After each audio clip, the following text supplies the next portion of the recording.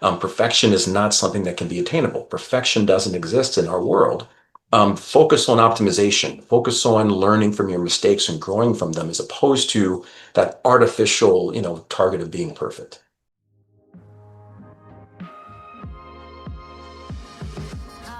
Welcome to the Leadership Initiative, where we explore the art and science of leadership through thought-provoking conversations with experts, thought leaders, and changemakers.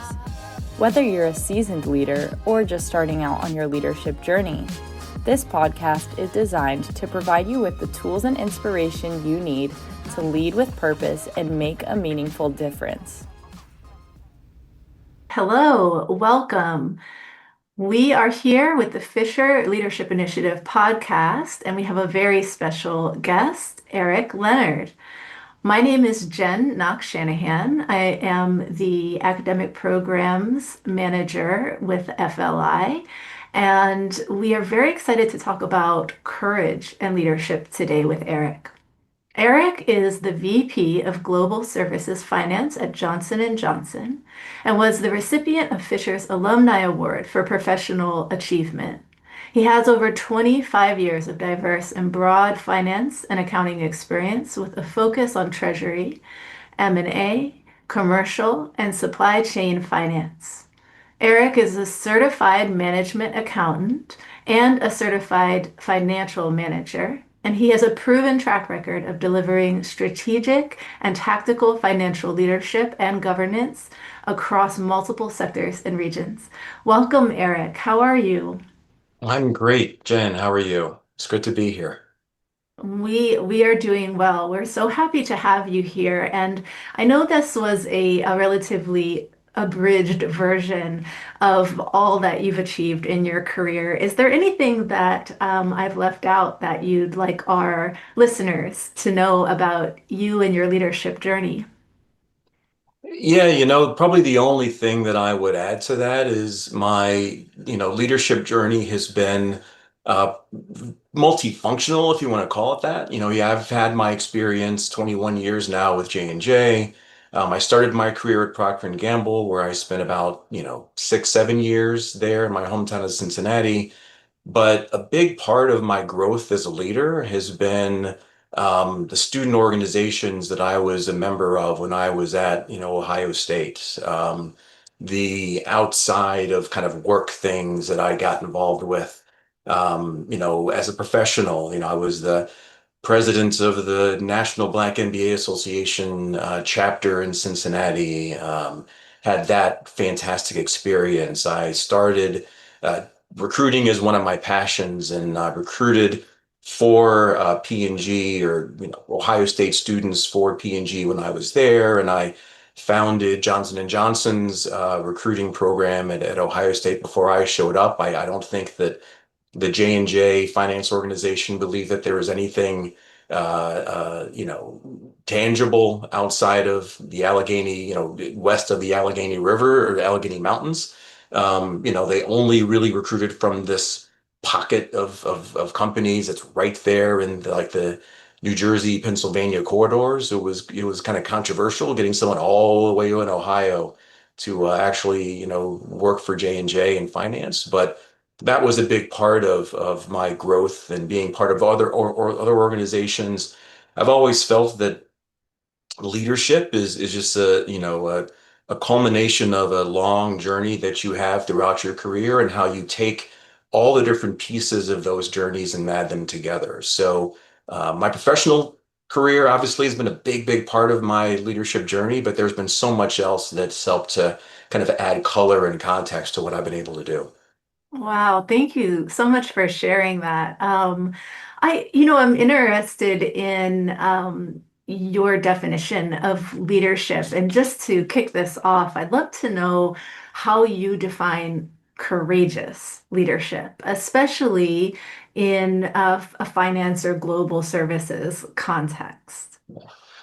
Well, really, I think it's relatively simple. And this, speaking as someone who's been around and had to learn this kind of some of the easy way and some of the hard way, but I think courageous leadership is really just kind of sticking to your guns, believing in what you're really coming to the table with in terms of your ideas, in terms of your approach, not being afraid of, um, violating any, um, you know, political ideas in terms of a certain thing. It's really around being fact-based, being focused on doing what you really feel is the right thing to do, doing it in a way that kind of keeps a very even keel in terms of how you approach things. And also, a big part of it is making sure that you are wearing the other people's shoes, so to speak. Courageous leadership tends to come about with managing and dealing with difficult situations, managing and dealing with conflict. And a big part about what I've learned around that is, I heard someone say years ago that everyone is the hero of their own story. No one, for the most part, tries to be the villain. So reminding yourself that the people that you may have conflict with, the people that you may be, having to demonstrate courageous leadership around are also trying to do the right things. So trying to think about where they're coming from and their perspective, focusing on how to make sure you're communicating that fact-based concept and not being afraid to communicate, and lead in ways that, is very kind, but also very choiceful and very, very defined in terms of what you really want to do. So I think that's probably a long-winded definition. I said it was easy, but a big part of it is just staying true to who you are, true to the facts you're bringing to the table, understanding that the people that you're talking to are also trying to do the right thing and trying to find ways to come together in that way. Yeah, beautifully said. And I really like that idea that we are all the hero of our own journey, and where we are on that journey will differ. I'm curious if you could elaborate on a time when you had to make a courageous decision in your career. What were the stakes and what did you learn? Well, we tend to, as part of our career journey, we tend to have a lot of different parts of our career where a key choice has to be made. And I'm a huge fan of quotes and of a little bit of poetry. I love the Robert Frost program, the Road Less Traveled, and really believe in that concept of following the path that hasn't already been tread. And that path is the easier one, but it isn't necessarily the one that helps with your own development. It has a lot more risks to it. Um, Earlier in my career, I, worked at Procter and Gamble, so consumer products and various areas of finance. Then I joined J&J and worked in ophthalmic pharmaceuticals, which is a very, very different business versus consumer products, mostly for laundry when I was at P&G.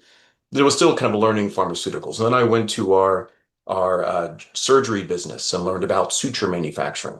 And then an opportunity came up to start to really broaden my skill set to be a more foundational finance leader. My other role was I had been supply chain manager of this or a R&D manager of that and whatnot. And this was an opportunity to really be that single finance leader over an entire organization.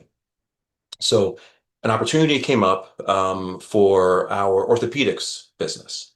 And orthopedics even though I've been in different parts of healthcare, different parts of business, orthopedics is very different. It's a very different industry where it's more about the sales process, more about the sales rep.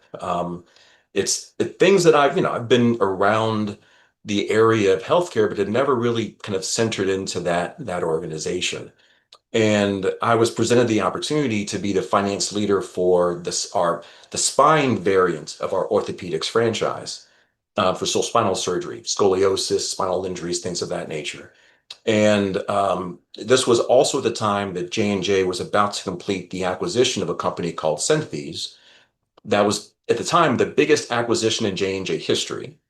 And the only part of that acquisition that was going to be a merger, we had an orthopedics business, they had an orthopedics business. And the only part that was the same was their spine businesses. So I was going to be part of a merger of these two companies. And it was a lot of risk. A lot of the value of that acquisition was tied up in the merger of these two spine companies. And I frankly had a lot of people, mentors of mine, people who were, I was close to that said, I don't think this is a good idea. This is not really safe. Yes, this is a, great opportunity. You're going to learn a lot, but if things go wrong and things tend to, not be perfect when you're integrating, these big companies, this could be really bad for you. So, um, I really was counseled against making this big move. But we talk about courageous leadership. My focus was not about what this would mean for me politically. If things go wrong, what I would have to deal with. It was really around this is an opportunity to get into an industry I've never touched before, to take on a role as a singular leader that I've never done before, be part of the biggest acquisition in a major corporation that I had never done before. And, to be part of a true merger, which many people don't really do in their entire career. So kind of ticking off a lot of, first in a lifetime, first in a career type of things. That for me was, hey, succeed or fail, this is going to be great, and I've always thought that there's no such thing as winning and losing, it's winning and learning. So even when you lose, you learn different pieces. So I made the call, made the decision, moved from where I was working in New Jersey to up to Boston, and learned a ton. Integrations are not easy. It is a very, very difficult process. It's the most important part of acquisitions. A lot of people think that once the company is acquired, then you're good to go. But most acquisitions fail because of not having very effective integrations. And integrations can be a very, very personal thing. We had a lot of difficulties in integrating the companies together, bringing two different cultures together, bringing two different businesses together, and dealing with all the stresses and processes and as part of that. So it was, that just making the decision to get that job was one. And then once I was there and having to deal with for about, 3 to 4 years, all of the complexities, all of the difficulties in terms of integrating these two companies together was a big, big, big piece. I mean, a lot of the odds were, it was a tough, very, very tough situation. A lot of the odds were against me. The people who were giving me counsel about not taking the job, in one instance, they were right. It was extremely tough. It was extremely risky. Things didn't go, extraordinarily, perfectly, especially in the first couple of years.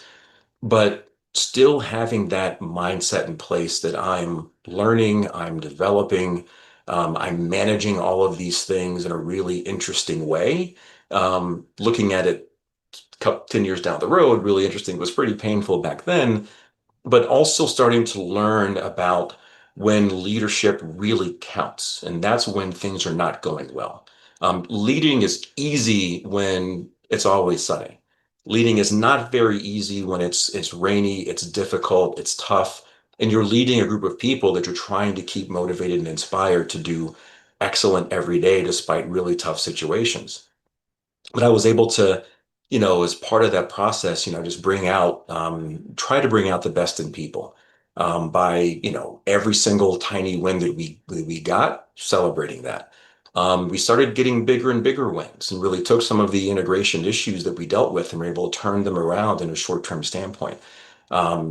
So, at the end of the day, once I finished that role, it was probably one of the most difficult times of my professional career, but probably the times I look back on the most fondly. The people that I worked with 10 years ago, many of them have been promoted to very, very great roles in their career, and a lot of us still keep in touch. I mean, we actually are planning on getting together when we're all going to be in New Jersey at the same time for a big group dinner, just to celebrate everything that we had done together as a team and all the successes that everyone has had together because of that extraordinarily powerful process. And I would probably say that I would not be where I am today in my current role if I hadn't had those experiences in those very tough environments. Wow, that is such an inspiring story, and it makes me think of a short tale that Simon Sinek shares in Leaders Eat Last around just the idea that teams don't necessarily bond when everything's smooth sailing and there's, it's good, but there's not necessarily growth until you're really outside of that comfort zone and pushing. And it's those late nights, when you're not getting any sleep and having to order pizza to the office and, figure things out. I think that was his particular illustration there. But yes, thank you for that. And winning and learning is something that will stick with me. I'm curious though, for people like yourself who have had these experiences and now are in a leadership position to cultivate the same self-belief and willingness Mhm. to win and learn as opposed to win and lose. How can you, as a leader, foster an environment where your team members feel empowered to be courageous in this same way? And whether that just means speaking up for some people or taking, calculated risks as you did. Yeah. Well, so there are two key things. The first is I really, really believe, and I've seen this when I was younger in my career, people doing this for me, that when things go extremely well, then my team is at front, taking all the glory. They get all of the glory.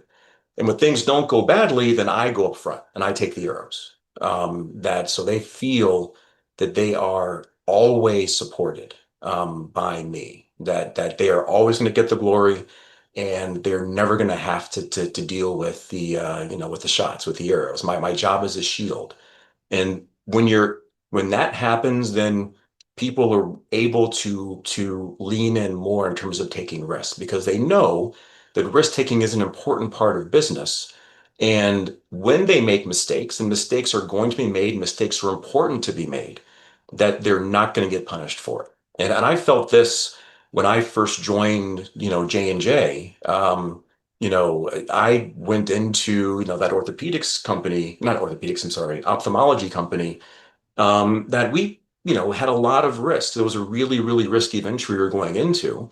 And there were some pretty major, negative business implications to what we were doing. And as soon as that would happen, my leaders went right up front and they were like, this is the right thing to invest in. Yes, things aren't going well. You're doing a great job in terms of helping us get through some of these tough times. And I was actually promoted out of a pretty tough job. And I was like, all right, so that's what that means. So I've really looked to demonstrate that as a leader in my organization.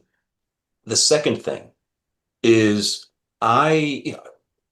everyone loves and focuses on celebrating results. Every company has its own way, either monetary or in a way to kind of showcase results, to celebrate, that kind of stuff.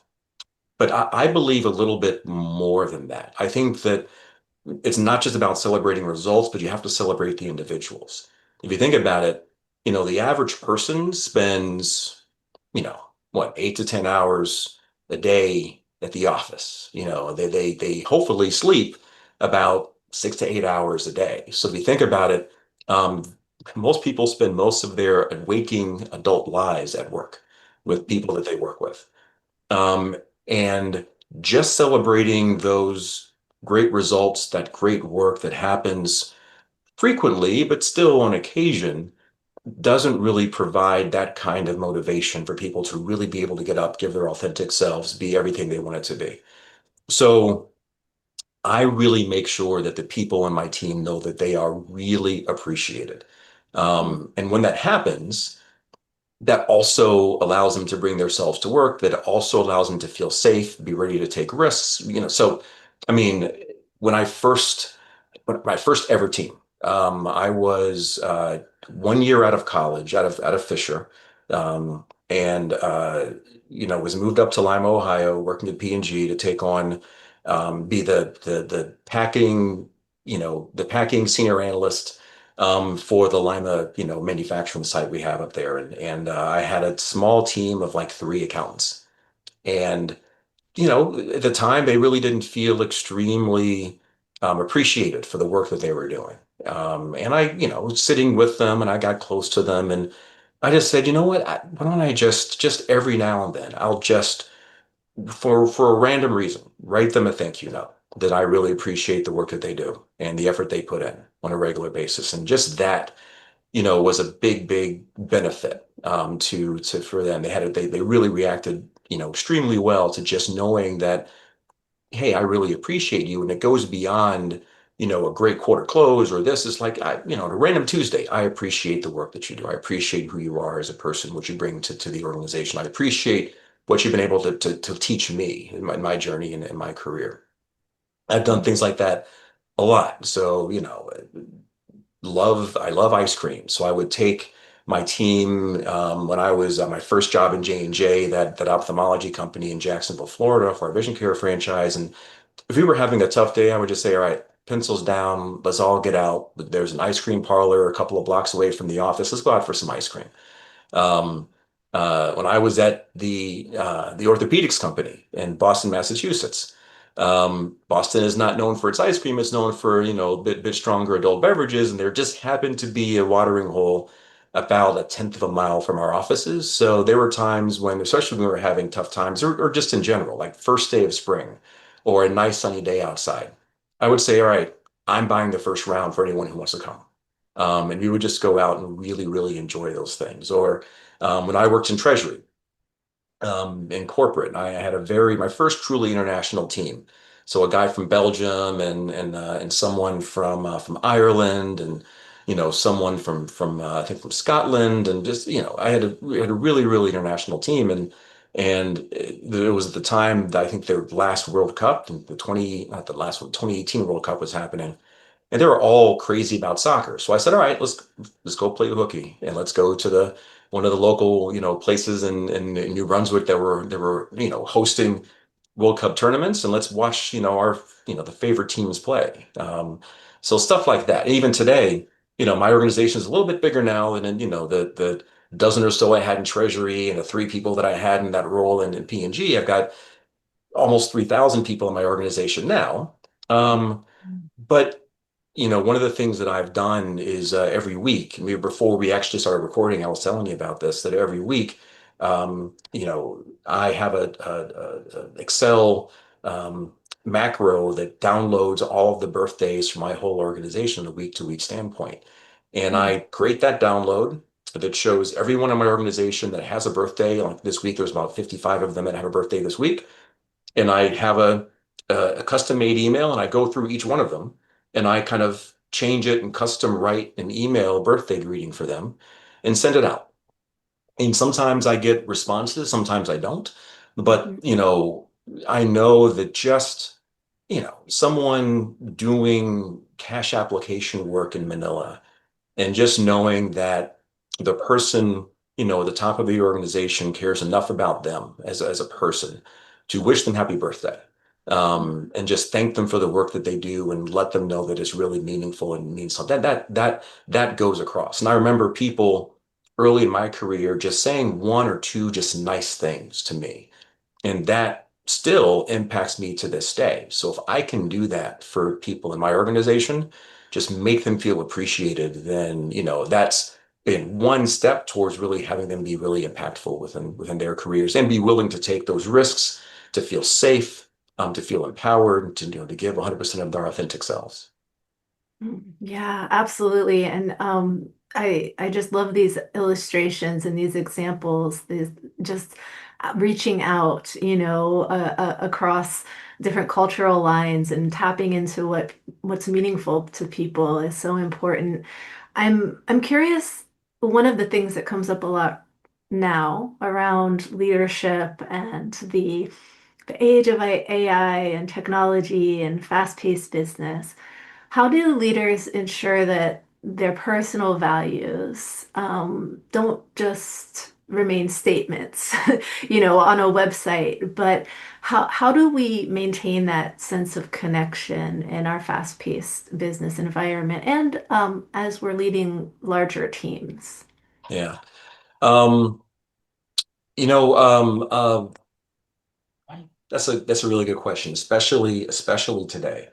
I think, one of the primary pieces around making sure that you still have that personal connection with the teams is just uh, allowing yourself to, or being very choiceful in connecting with as many people as you can in person. That's probably the first part of it.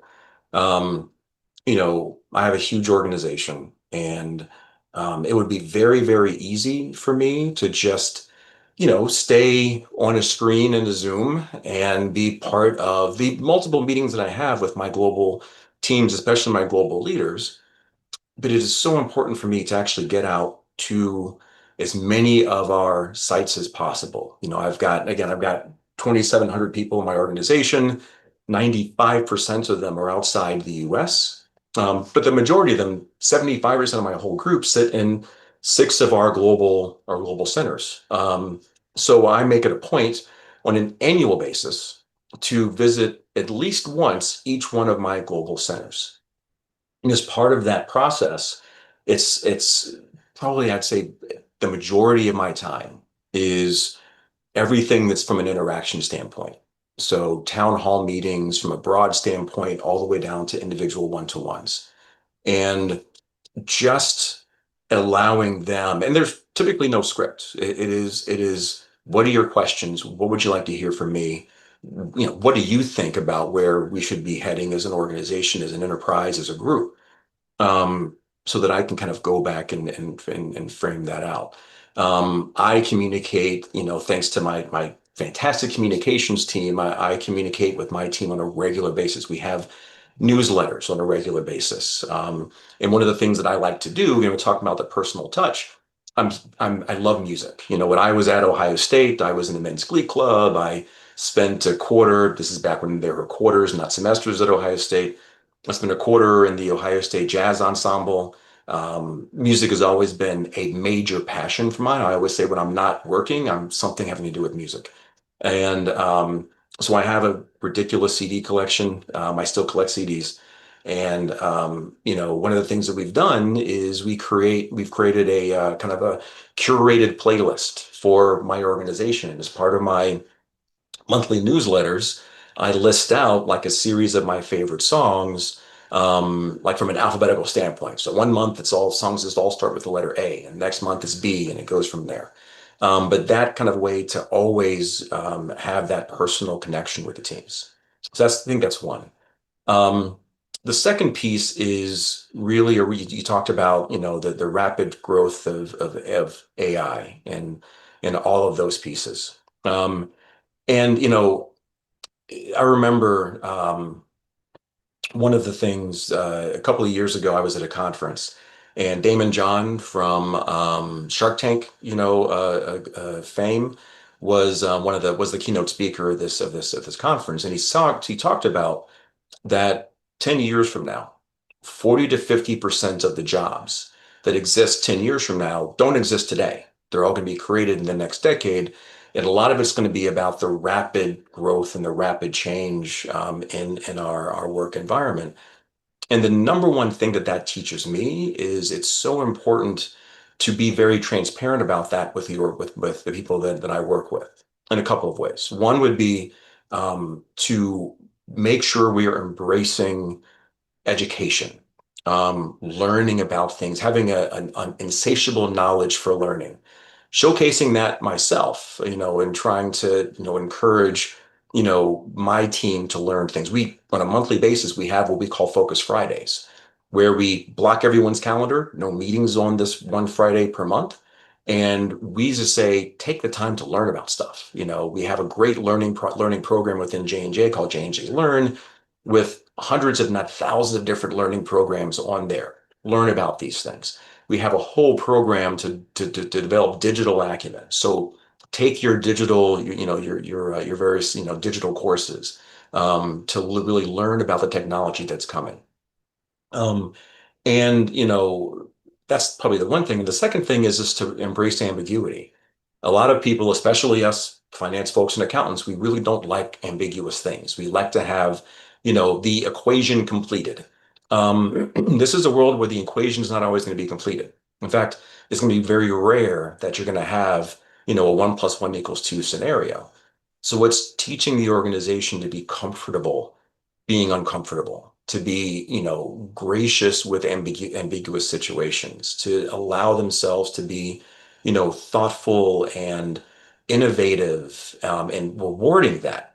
We have, and I'll stop from here, we have what we call Credo Excellence Awards in my organization, where we provide monetary and other benefits, awards for teams that just goes out and does something interesting, that does creates a new program or creates efficiencies using different AI tools or automation tools, that thinks about ways to make processes better.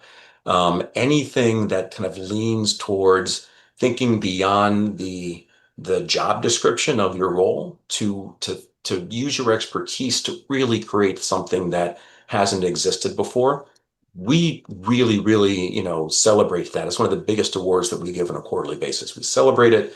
We drive it, and the people that are in the organization win some extra change in their pocket because of it. So we also really focus on just embracing, ambiguity. We reward those things that are good. We know they're going to be the key skills in the future. Wow. Yeah, that mentality shift from, a place of potential fear to a place of just embracing is very empowering. And just to dovetail off of that, Johnson and Johnson is really well known for its credo and strong values, and I'm just curious how the company's core values have influenced your leadership approach, especially in your global finance role. Yeah, well, to be honest, it makes my job a lot easier. Mhm. Um, you know, uh, People look at finance folks, accountants and finance people, in a, in a pretty singular way. They were just focused on the bottom line. In a lot of circumstances, we deserve that reputation, and a lot of that is true. I mean, that is our focus on value creation, focus on profitability, but J&J's Credo talks about how we serve our key stakeholders. I mean, it's a pretty short document, and it starts with our patients, it follows up with our employees, then our communities, and then finally our shareholders. And the priority of importance is intentionally those four areas. The Credo even states that if we do the right thing for the first three, for the patients, for the employees, and for the communities that we serve, then the shareholders should experience a fair return. Not will, but should. And that was written back when J&J was privately held. So Robert Wood Johnson, who wrote that document, was talking about himself. Like, my focus as the shareholder whose money is in this company is on the patients we serve, the employees that we serve, the communities that we serve. And then if we do that, then we should be okay. I should be okay. But if I'm not for a quarter or two, then that's perfectly fine. Um, and that, I think, has given me the freedom to be a business leader with, deep financial acumen as opposed to being a finance person who works in the business. It's allowed me to think more long term, not to be driven just by short term, how's the month go, how'd the quarter go.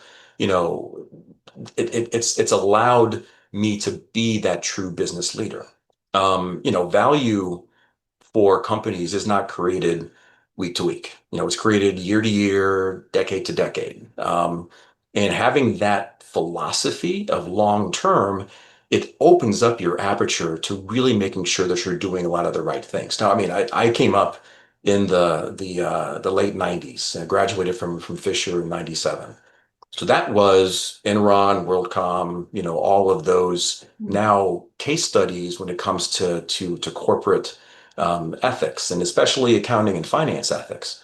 Um, so, I looked at companies with statements of purposes, values, and principles, and I was like, so did Enron, so did WorldCom, so did all the other companies that had those issues. But when I got to J&J and I saw that in action, when I saw people that would make Credo-based decisions, and we have Credo surveys, and we have Credo training. But even it's not beyond that. Besides talking about it, I saw on a daily basis us actually doing it, making decisions that weren't beneficial in the short term, but we're doing the right thing from the long-term standpoint. That is something that I was like, oh, okay, I've got it. And the fact that you walk into any J&J office or any J&J building, the Credo is within eyeshot. You do a 360-degree turn in any J&J, facility around the world, and you will see the Credo. So that's really allowed me to be a broader business leader. And again, to help me make decisions to lead organizations in a way that's not just about the short term. Now, short term is still important. I still have to make sure that, and me and my colleagues that we keep things in mind from a long-term standpoint. But it's so important to make sure that you're looking at the long term first, with the short term being kind of an enabler of our long term results. Yeah, yeah. We've touched on this throughout the conversation, I believe, but I'd love your summary about when we think about leaders and looking ahead, what you believe the most critical leadership qualities are, if we were really just to kind of, focus in on what will be needed and what is needed today to navigate the complexities of a global landscape. Yeah. So I think there's uh, I think probably two things. I kind of touched on this a little bit before. I think one of the areas is to always be inquisitive, always be learning, embracing change. In this environment, especially now when things are changing at an accelerating pace. I mean, it's not about the linear changes that we've seen for the last 50 plus years, with the growth of the manufacturing culture, then the growth of the service culture, and now we're getting into the technological culture. It's now exponential change, where there's a half-life towards all the different pieces that are around. I mean, think about the growth of AI. Back when I was growing up, it was just the Terminator movies, that when we heard about AI, it's coming, it's going to destroy us all, whatever, Skynet. Um, now it's reality, but it's really been over the last 10, 15 years that we were talking about, automation, and then there was machine learning, and then it was actual artificial intelligence. And then it was about generative AI, ChatGPT and Google Gemini and et cetera. And then out of the blue, now it's agentic AI, actually having agents doing kind of work that can be thoughtful and they could manage, they can be adaptive. I'm even hearing things about physical AI. So it's happening so rapidly it is going to be impossible to keep up. So instead of trying to be the expert, just always trying to be fully into how the different technologies are going to impact, having a basic idea, Mhm. always be learning and operating in that kind of inquisitive environment, and always be curious around, hey, how could whatever's happening impact my organization, impact my people? How can I really utilize it for the better? I'll use a quick example, slightly different. Well, I got the role in Treasury. Where I was my Treasury position, I was responsible for essentially all of Johnson and Johnson's strategic Treasury operations. So all of our economic analysis, our short and long-term debt management, all of our capital markets strategy and execution. So all the debt that J&J submitted, and companies like J&J borrow every single day. It's not just about the billions and billions of dollars of bond offerings, but it's also about just trading in the markets, commercial markets on a daily basis. Um, so it was a big job. I also had all of our North America like daily banking operations, and from our global banking structure, I was the company's main conduit to the 13, 14, 15 global banks that we work with. Um, Before that, the last time I had done anything from that standpoint was when I was in college. I was, taking a banking class, as a Fisher MBA student. So going into something like that was pretty daunting. And the Mhm. person that I was backfilling in the role, and I said, how do I do this? Like I didn't even know how to start doing this. And she said, look, first you need to be all in. And your focus needs to be on learning 80% of the time. Just everything that you hear, learn, and do is focus on learning. So I would drive into work and I would put on Bloomberg radio and I would just listen to initially people talking about a lot of Greek to me, a lot of gobbledygook and not really understanding, but just dedicating myself on listening to what was happening in the capital markets on a daily basis. I would get to the office and my business partners were all the banks. So I would lean on the Goldman Sachs and the JP Morgans and the Bank of Americas, the people that I was working with, the Citibanks, I was working with on a daily basis, and have them, as they were trying to tell me stuff about the things that J&J should be doing, I was also having them teach me stuff. Mhm. So I had a call on a daily basis with a banker and just having them just teach me about this one aspect or something's going on in Venezuela, teach me about that.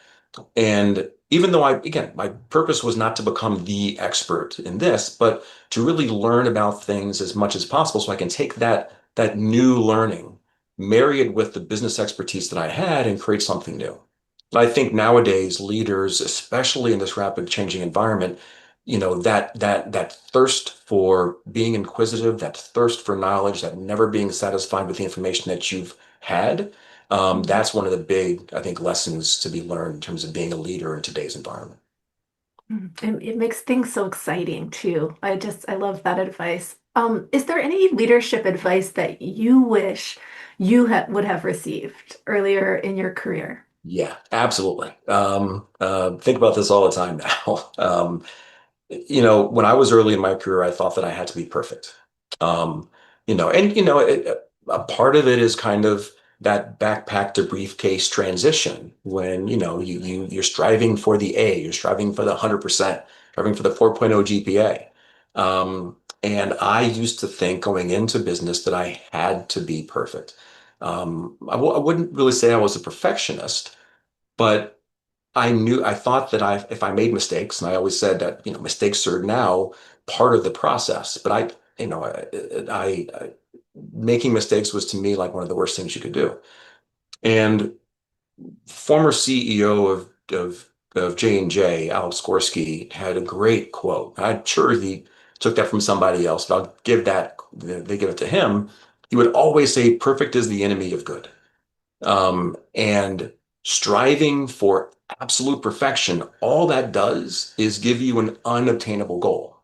And you forget that when you make mistakes, and you're going to make mistakes, that's the time that you learn and grow. It's not when you're doing something that's easy. It's not when you're hitting it out of the ballpark. It's when you make a mistake. That's when growth happens. Perfectionist sees mistakes as failure and loss.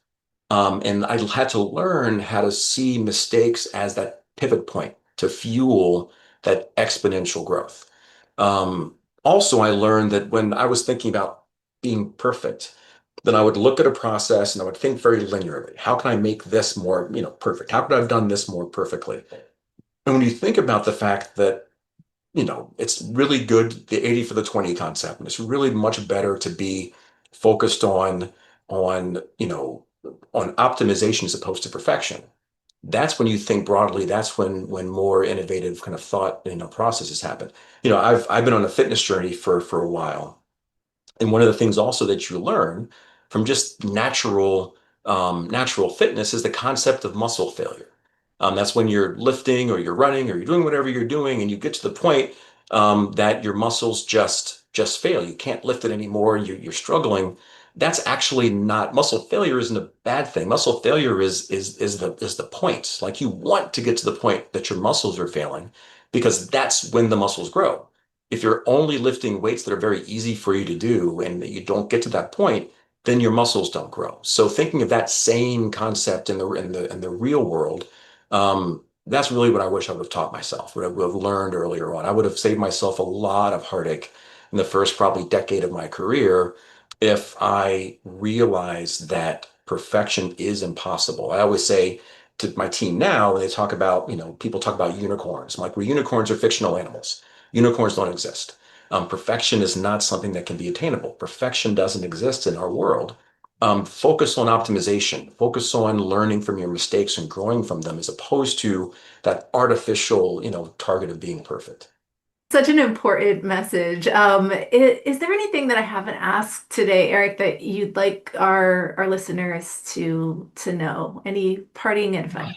I think one of the things that I just, for everyone listening is to, as you're going through this journey, um, always make sure that you are holding yourself as the highest priority. Yourself, not just your personal growth, but your own person. So, um, I was someone, again, the whole conversation about perfection. I was someone who took the stress of daily life and really internalized it. And it really, having dealing with that stress on a daily, monthly, yearly basis manifests itself into really negative, personal things. I turned out not being in a good shape at all after a while, in just focusing on work and just focusing on kind of trying to take all the stuff myself and not ask for help, not or thinking that I could do it all myself. And it got to the point where I developed a chronic disease, multiple sclerosis, which I'm still living with. But that was an unfortunate way for me to learn about you start taking care of yourself. You start focusing on your well-being. You start prioritizing yourself. And the funny thing is, that's when, the growth in your career really gets started. You can't be, productive. You can't be your full true self if you are only able to give 75, 50, 30% of who you are because of all the things that are kind of spiraling around you. So, when I started to take more personal care of myself, get into better physical shape, when I started to meditate and go and get monthly massages and put the phone down when I was at work, and not deal with all that stuff. Focus on my family and take vacations. I used to avoid taking vacations. I used to be proud of the fact that I didn't take, I would only take 3 or 4 days every year, and that's not healthy. So I would really say just as you're going through your journey, whatever phase you are in your journey, take a step back and really see where you fit in your prioritization matrix. And if it's not high enough in that, then do some work to kind of put yourself first. And you're not sacrificing your career objectives and your journey. It's actually going to accelerate your journey and accelerate your success by taking care of yourself first, because you're able to give more of who you are to what you do. Thank you so much for that advice and for all your advice. And I have to throw in a bonus question, just a really small one. Is there any song or particular artist that you recommend when you just need a little pick me up? Oh, gee. Well, see, I mean, everyone's musical tastes are different from mine. And I do listen to everything, so I can't say that. Pretty much I can probably align with everything. But I tell you, and it's kind of cheesy. My favorite song is an old 1970s song by Bill Withers called Oh, "Lovely." I love Um, and yeah, it's a fantastic song. And it just, whenever I listen to that song, it just always picks me up. And it, there's dozens and dozens of different versions of it. Every variant of it just picks me up. And it just, helps me just, I've always said to, take time out to enjoy and appreciate those small things. So, it. if you're, working in an office, getting up and taking a walk or looking out the window and just seeing the sunlights, just seeing, a plant or an animal, seeing people walking, just enjoying those small things in life, that gives you such a nice pick me up. And I think that song is like a manifestation of Mhm. that, taking some time out and just appreciating the life that's happening around you. It's such a great thing. So whenever I'm having a low time or things are really stressful, I literally just turn that song on and listen to it. Stop for the 3.5 minutes and listen to it, and I'm good the rest of the day. Yes, I love it. Bill Withers, I'm right there with you. There you Thank you go. so Perfect. much, Eric. This has been so much, you've just offered us so much, and it's been really a great, great conversation. We appreciate you a lot, and we hope to connect at Fisher again soon. Excellent. Anytime. Anytime. Really appreciate this. Thank you so much. Thanks again for listening. This podcast is presented by the Max M. Fisher College of Business at The Ohio State University. For more episodes, find us on Apple, Google, or podcast.osu.edu/leadership initiative. See you next time.